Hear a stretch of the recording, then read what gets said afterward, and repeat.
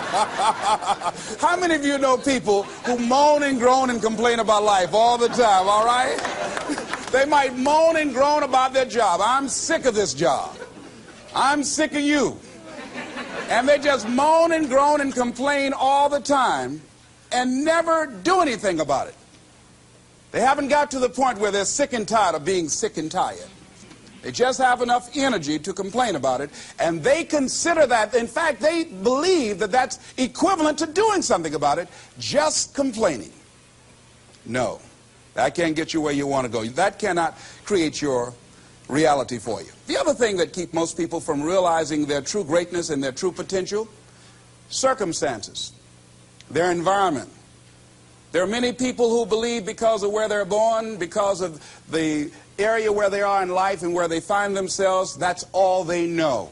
Given my circumstances, ladies and gentlemen, I shouldn't be doing what I'm doing right now. See, I know something about you, even not knowing you, that you've got greatness within you. You have the ability to do things that you can't even begin to imagine. You have talents and skills in you that you haven't even begun to reach for yet. No one could have convinced me, given my circumstances, given my background, that I would be doing what I'm doing right now. I was born in Liberty City on a floor on 62nd Street, my twin brother and me. When we were 6 weeks of age, we were adopted. When I was in 5th grade, I was identified as EMR, labeled educable mentally retarded, and put back from the 5th grade into the 4th grade, and stayed in that category until I got out of high school. I have no college training, but here's what happened. I had an intervention in my life.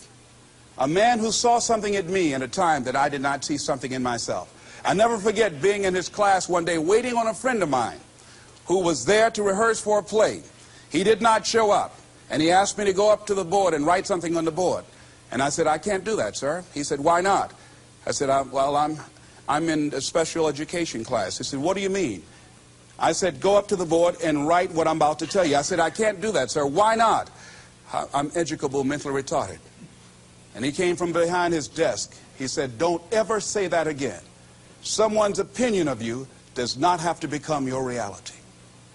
And that changed my life. It was Oliver Wendell Holmes who said that once a person's mind is expanded with an idea or a concept, it can never be satisfied to going back to where it was. So some of you are going to experience a breakthrough. Some of you are going to go back and look at your dreams and brush them off. Some of you are going to begin to look at yourself and say, hey, look here, I know I have not done all that I can do.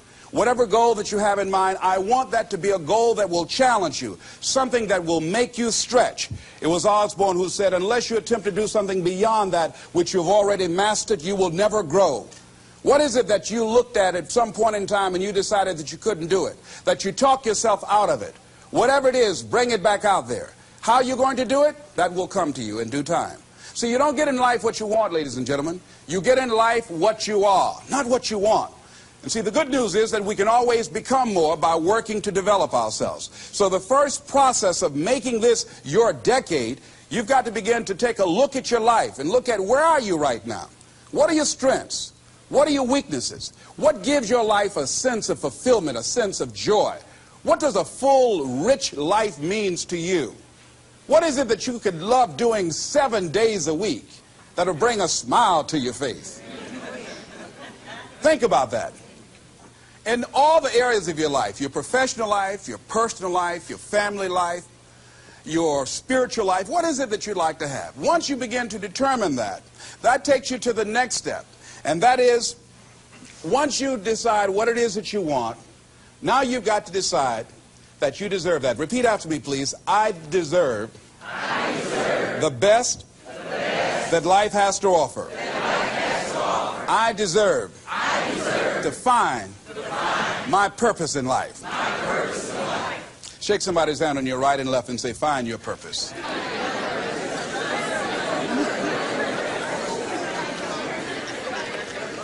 Do you know by actively pursuing your purpose, it could perhaps extend your life? The #1 killer in this country of all the diseases we have, heart disease. That's the #1 killer. And if you ask most people, when is it that the majority of people have their first major heart attack? Some people will tell you as a result of obesity, or smoking cigarettes, or high cholesterol, or high blood pressure. And all of those are contributing factors. However, the truth of the matter is that most people don't realize that the majority of people suffer their first major heart attack on Monday morning between 8 a.m. and 9 a.m. People getting ready to go to jobs that they don't like, jobs that are making them sick. You see, when you're not pursuing your goal, you are literally committing spiritual suicide. When you have some goal out here that you're stretching for and reaching for that takes you out of your comfort zone, you'll find out some talents and abilities you have that you didn't know you have. I started speaking just to elementary school kids because I knew they didn't know what I was talking about. And they gave me all kind of standing ovation. We like you, yeah. Then I graduated up to junior high school and then to senior high school and then to various community groups and church groups and civic associations and then to colleges and to businesses. Now I'm traveling across the country and then traveling nationally and internationally. But I never would have discovered what I'm able to do right now if I wasn't willing to take a chance. And you've got to be willing to do that. You've got to believe in yourself. I was doing work for a major corporation and they were having a major downsizing. Just another terminology for major firings. And so the people that were working there, they approached them and said, listen, you are eligible for early retirement. We will give you a buyout package of $300,000 if you take it within this time frame.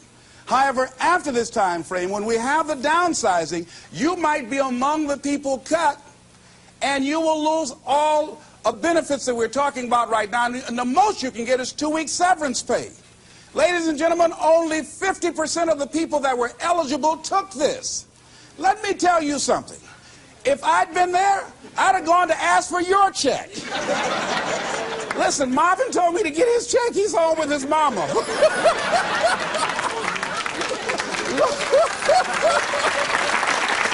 What?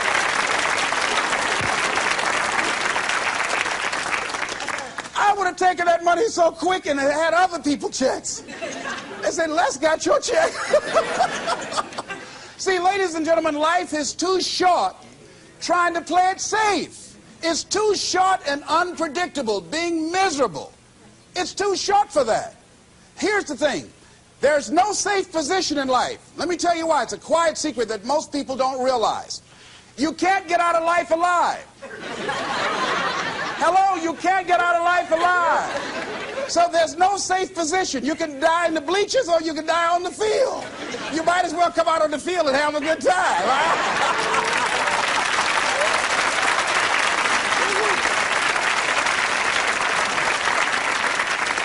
So if you want to make this your decade, you've got to decide to be bold. See, you got to be bold in life. You got to take life on. I remember I was at a major corporation. I had to give a presentation, and there were two guys sitting across from me, and the guy said to the other fellow, looking at the last two finalists, and that involved my firm and their firm, said, listen, looking at the credentials, this guy doesn't have any credentials. We have an advantage here. We've got 2 PhDs between us. I got up and I went in the bathroom and started talking to myself. I said, Les Brown, what do you care about their 2 PhDs? You have 6 children. And a mama to take care of. And I went in that meeting, and first of all, I went there walking bold, looking good, feeling good, and smelling good, all right?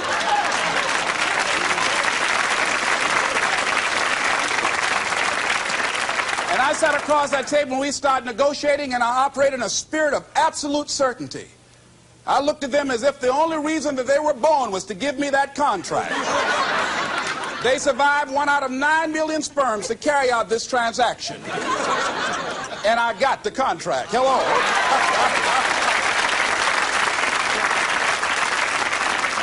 So you've got to decide to be bold. Most people go through life trying to creep. No, no, no. Trying to be casual about it. No, no, no. You go through life being casual, you'll end up a casualty. No. You've got to be bold in life. You've got to take life on.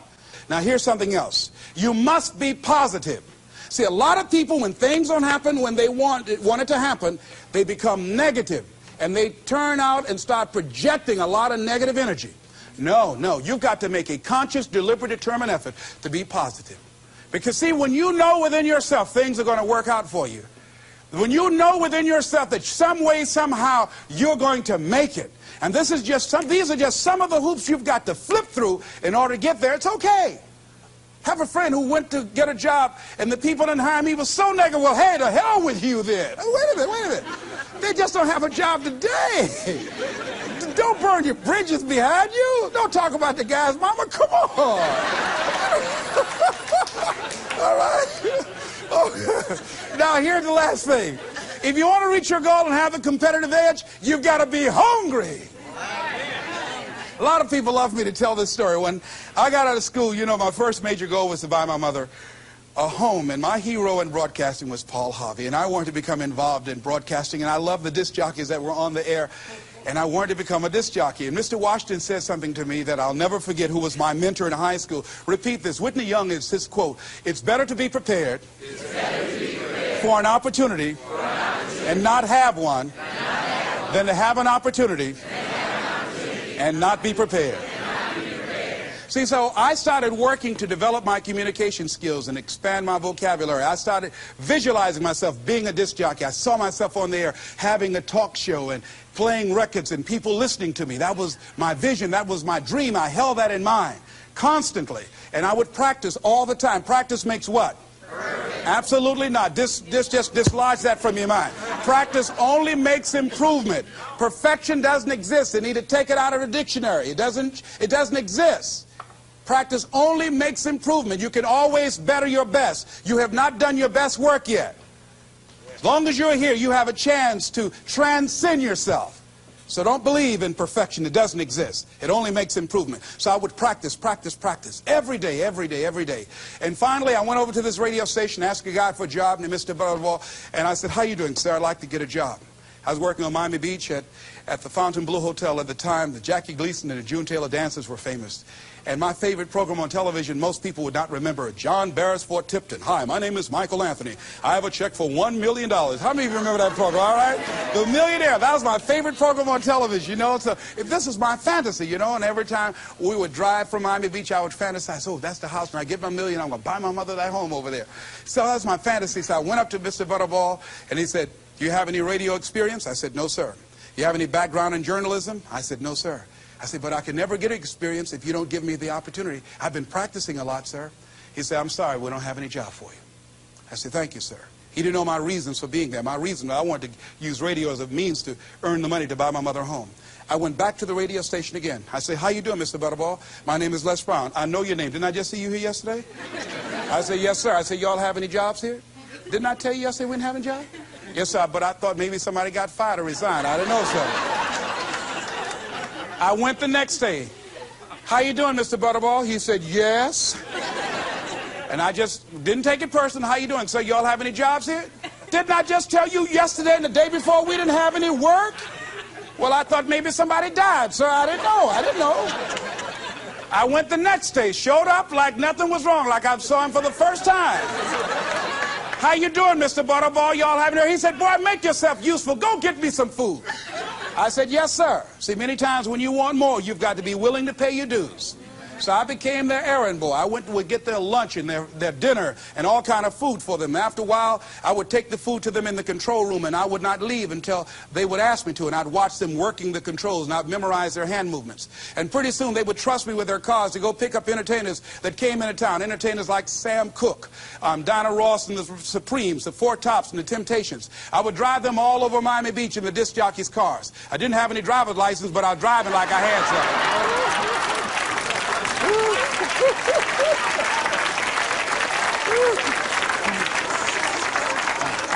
Finally, one day I was at the radio station, and a guy by the name of Rock was drinking while he was on the air. It was a Saturday afternoon. I was the only one there. None of the other jocks were available. And I was looking at him through the control room window, saying, drink, Rock, drink. Drink, Rock. I'd have gone to get him some more if he'd asked me to. Drink, Rock. Pretty soon the phone rang. It was the general manager. I said, hello? He said, Les, this is Mr. Klein. I said, I know. He said, Rock can't finish his program. I said, I know. He said, would you call one of the other DJs to come in? I said, yes, sir. I hung the phone up. I said, now he must think I'm crazy. I called my mom and my girlfriend, Cassandra. I said, y'all come out on the front porch and turn up the radio. I'm about to come on the air.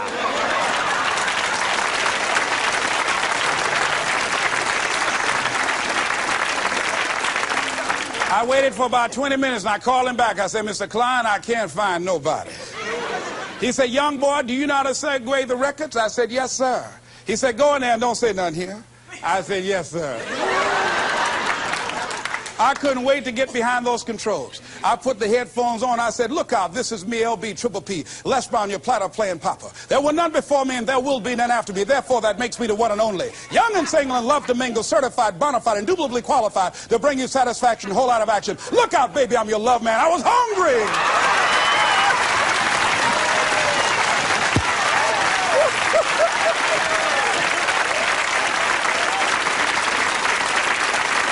You feel better when you are able to have charge of your destiny, doesn't it?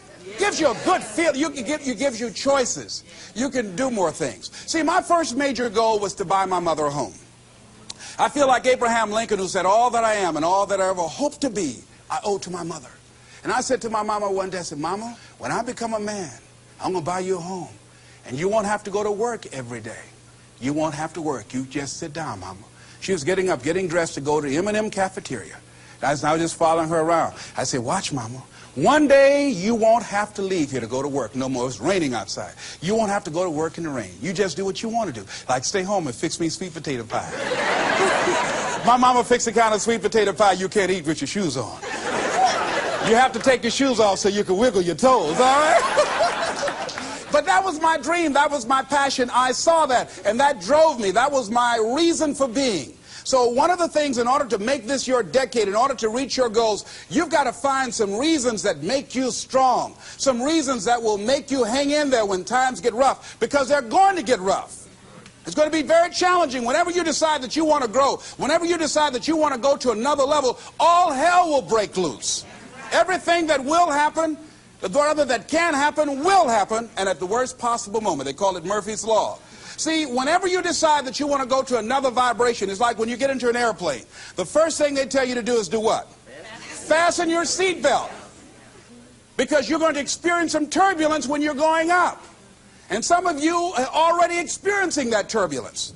Don't be frightened by that. See, whenever you decide you want to go to another level, you've got to fasten your psychological, your mental, and your spiritual seatbelt. Because there's going to be a while before you experience a comfortable altitude. You're going to get there. It's there. But you've got to go through this phase here. This is how you grow. This is how you develop. See, life is like a roller coaster. Sometimes you're up, sometimes you're down. Sometimes things go well, and sometimes they don't go well. But in the down moments, that's when you discover who you are. During the down moments, see, in this prosperous time, you put it in your pocket. In the lean times, you put it in your heart. And that's when you discover who you are.